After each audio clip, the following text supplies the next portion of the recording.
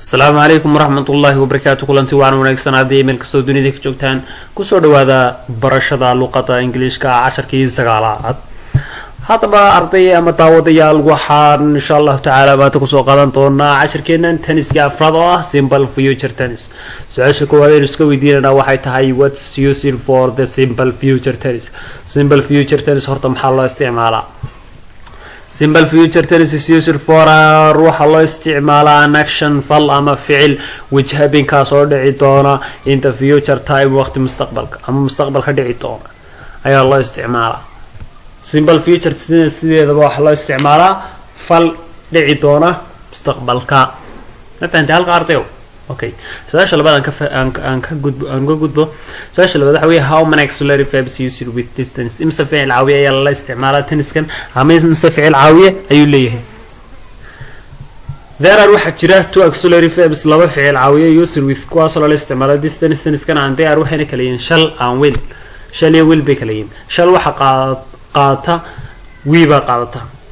willna waxa qaata lixdu way qaataan وينا وقعتها يونا وقعتها هينا وقعتها شينا وقعتها إتنا وقعتها دين وقعتها اللي حذو وقعتها وحضان كرتها we will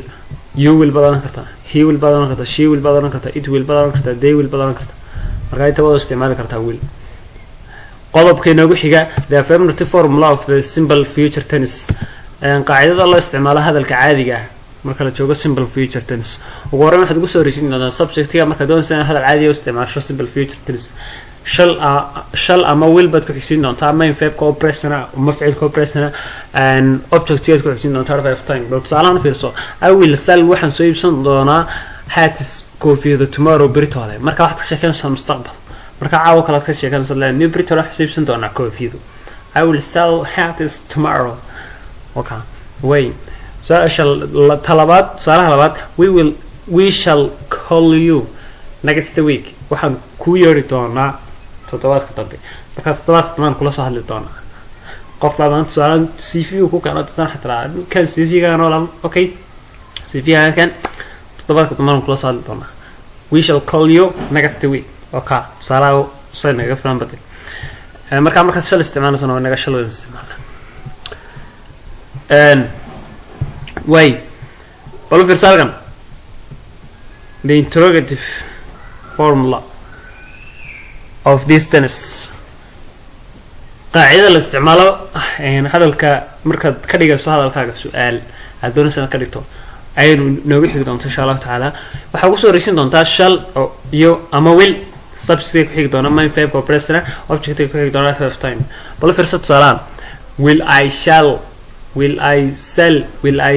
عفوا will I sell hats tomorrow miyaan soo iibsan doonaa koofiyado beritoole marka su'aal baad ka dhigtay will haday auxiliary verb ka horeeyaba subject-kii barish su'aal bay maras bal fiirso shall we call you miyaan ku soo garaaci doonaa next week toddobaadka dambe ama week ku xiga way waxaan uga gudbi doonaa qodobka saddexaad oo ah negative formula of distance tenniskan qaacidada loo isticmaalo hadalka diidmada maanta maxaa isticmaalka way subject ee ugu horeyn doona waxa ku xigan shall ama will iyo plus not main verb ko present object ku xigan verb time bal fiirso I will not sell hats tomorrow I will not sell ma soo iibsan doono hats koofiyado tomorrow britole koofiyado ma soo iibsan doonaa wax ka soo iibsanayno ya talabaad salaad we will not call you next week kuma soo garaaci doono toddobaadka dambe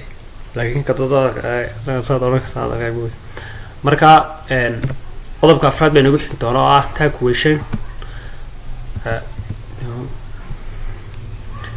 tag question of formula ayadoo la isticmaalo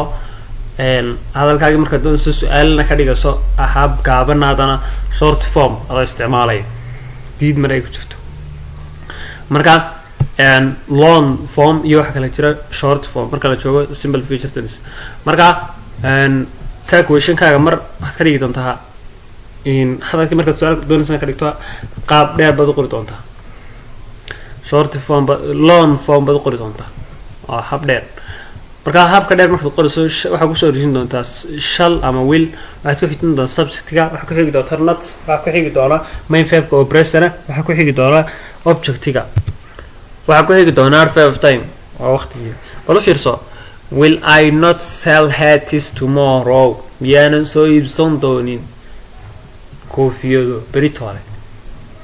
su'aashii waxa su'aal oo ka dhigay hadalkii tidno ku jira marka not ba meeshii aan soo dhexgeliyay iyo auxiliary verb ka ugu horeeyay short form ka bal fiirso short form kuna waxaad ka dhigi doontaa shan't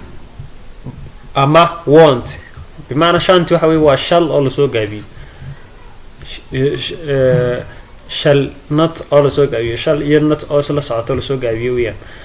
won't waxa weey waa will iyo not oo la soo gaabiyay ayaa qaabka soo gaabinaya marka short form ado habkiisa soo gaabisay labadooduba israaxisay imika not marka hore maxay ku xigsiinay subject-een ku xigsiinay imika la xaqeen subject-een ugu xigsiin lahayn ay mar sameeyna subject-een labadaba ku horeysiinay auxiliary verb-ki iyo not oo isla la socota ayuu meel soo gaabina hab short form loo qoray marka xasan shan't ama want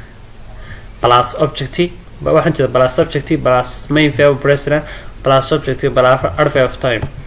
bal fiirso as a code want I sell hats tomorrow want I sell hats tomorrow marka miyaanan soo iibsan doonin koofiyada beritoole hatiraakana shan't we call you next week miyaanan soo garaaci doonin toddobaadka dambe marka shan't ma ka dhigaa ama want warkaad soo gaabin karto shorta halkaas soo gaabin doontaa intaas ku soo gabagabeynaa saaxiibayaal aad baad maasantiin ardayda meel kasoo dunida joogtaan وبالله التوفيق والسلام عليكم ورحمة الله وبركاته